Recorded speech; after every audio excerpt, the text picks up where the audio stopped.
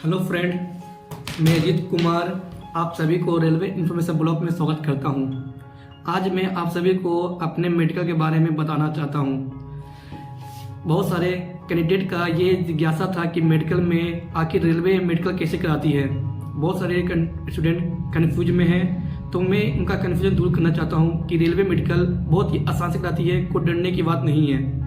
जैसे कि जब मैं अपना डीबी कंडक्ट पूरा करा लिया, डीबी मेरा पूरा कंप्लीट हो गया, तो उसके बाद उन्होंने 24 रुपये का जो फीस लेकर एक मेडिकल स्लिप मुझे दे दी है, और फिर उसी से में ही आपको मेडिकल अलॉट हो जाएगा। जैसे कि मेरा RRB मुंबई में तो एक रमताल हॉस्पिटल था और पुणे थे, और 2 हॉस्पिटल जो लोकल भी थे, बट मुझे जो है पुणे हॉस्पिटल रिपोर्ट करना था। तो उसके बाद मैं नेक्स्ट डे ना पुणे रेलवे हॉस्पिटल पहुंच गया। भाई पूरी रात तो पूरा थक के चूर हो गया था, सही से नींद भी नहीं लिया। तो फिर भी वहाँ जाकर रिपोर्ट किया सुबह में। वहाँ सुबह जब रिपोर्ट करने गया तो बहुत सारे कैंडिडेट वहाँ पहुँचे हुए थे, जिनसे कुछ दोस्तों से मेरा दोस्ती भी हो गया, जैसे उत्तम जी ऋषभ से, उनसे दोस्ती हो गया। और हम सब जो थे एक ही डिवीजन के थे, तो हम सभी ने आपस में मिलकर अपना एक नीचे व्हाट्सएप ग्रुप बना लिया। और फिर उसके बाद हमारा मेडिकल का प्रोसेस शुरू हो गया। सबसे पहले उन्होंने हमसे एक फॉर्म फिलअप कराया। इसमें नॉर्मली लिखा हुआ था कि आपका कभी ऑपरेशन हुआ है या कभी आप किसी गवर्नमेंट मेडिकल में अनफिट पाए गए हैं। तो इस तरह का 6 कॉलम बना हुआ था, सभी में 9 भरना था। और ऊपर में आपका नाम और रोल नंबर, रोल नंबर और मोबाइल नंबर वो लिखना था। फिर उसके बाद हम सब का जो मेडिकल प्रोसेस शुरू हुआ। जैसे मैंने अपने पूरे पैड पे, ये डिजिटल पैड है, उसमें पूरा लिख लिया है क्या क्या हुआ। तो सबसे पहले मेरा लेजर चेक किया गया, आँख में जो लेजर लगता है ना वो चेक किया गया। फिर उसके बाद वो दूसरे कैबिन में ले गए, जहाँ पर मेरा ना जो ब्लड प्रेशर है, नियर विजन है, और ब्लड प्रेशर, नियर विजन और कलर ब्लाइंड, ये तीनों चेक हुआ। और जिसमें ब्लड प्रेशर तो नॉर्मली था, और कलर विजन आप तो पहले चेक करा लिए होंगे, क्योंकि जब आप साइको देने गए होंगे तो उस समय आप चेक करा लिए होंगे कलर विजन। और बाकी रहा नियर विजन का, तो नियर विजन नॉर्मली है। अगर आप जो अखबार न्यूज़पेपर अगर पढ़ लेते हैं आप सही से बिना फिंगर टच किए हुए, तो आपका नियर विजन क्लियर हो जाएगा, उसमें कुछ बड़ी बात नहीं है।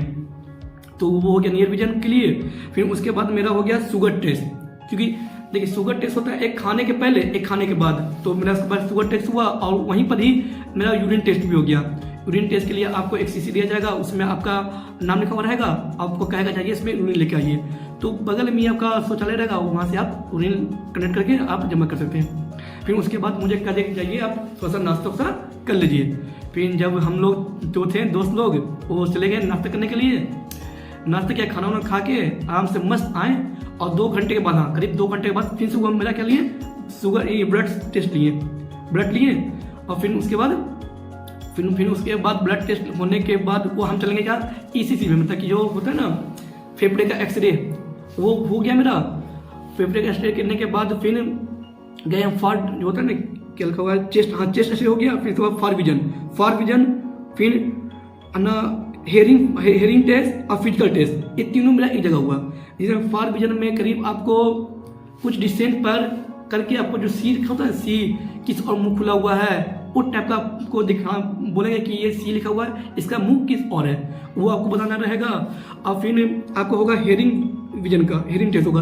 वो सिंपल से आपको जो है फेस जो है अपोजिट करने कर देंगे, और आपको एक कान पे हाथ रख के वो बहुत धीमे मजे में 5 5 6 7 इस तरह को वो बोलेंगे, और आपको वही बात को रिपीट करना रहता है।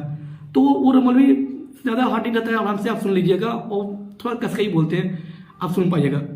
फिर इसके बाद फिजिकल हुआ। फिजिकल में आपका जो है ना पूरा जो है कपड़ा खुलवा दिया जाएगा, और बोलेगा आप अंडरवियर पर हो जाइए। अंडरवियर होने के बाद आपका हाइड्रोसिस चेक किया जाएगा, वो भी नॉर्मली है, ज़्यादा हार्ड नहीं है हाइड्रोसिस के बारे में। और उसके बाद आपका हार्निया का आपका टेस्ट किया जाएगा। वो हार्निया का टेस्ट करते हैं आपसे कुछ नहीं, सिर्फ 5-6 बार आपसे उठा बैठक करने के लिए बोलेंगे। अगर आप कर लिए तो आप फिट है।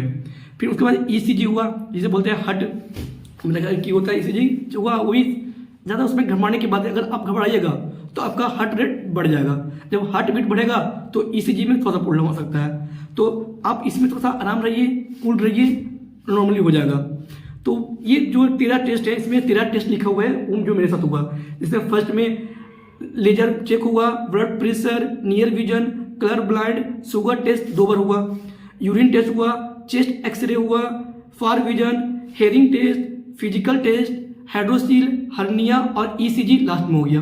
फिर उन सभी टेस्ट होने के बाद हम सब करीब करीब 2 से 3 घंटा रुकने के लिए बोला गया, क्योंकि यूरिन का जो यूरिन टेस्ट हुआ था उसका जो है रिपोर्ट अभी तक आया नहीं था। तो वही बोले कि अभी रिपोर्ट आया नहीं है यूरिन टेस्ट का, तो आपको रुकना पड़ेगा। तो करीब हम लोग तो करीब सुबह लगता है 6-7 बजे रिपोर्ट कर दिए थे और 9 बजे से हमारा मेडिकल होना स्टार्ट हुआ। लेकिन मेडिकल होते होते इतना प्रोसेस से गुजरना पड़ा कि शाम का 5 बज गया।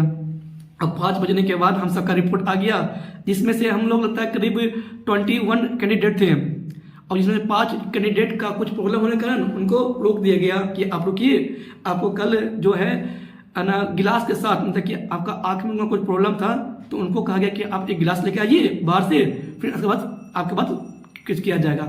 तो हम सबका तो फिर 5 बजे का रिपोर्ट आ गया और हमसे फिर सिग्नेचर और थंब लिया गया और बोला आप फिट है, आप चल जाइए।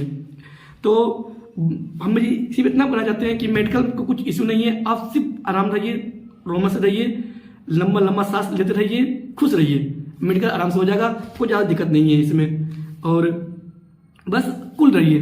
कितने बच्चों का होता है कि वो प्रेशर में आ जाते हैं, उनका हार्ट बीट ज़्यादा बढ़ गया या फिर ब्लड प्रेशर ज़्यादा बढ़ गया, तो उनको 3-4 बार मौका दिया जाता है, ऐसा बात नहीं है। बट आप कूल रहिएगा, कोई दिक्कत होने वाला नहीं है।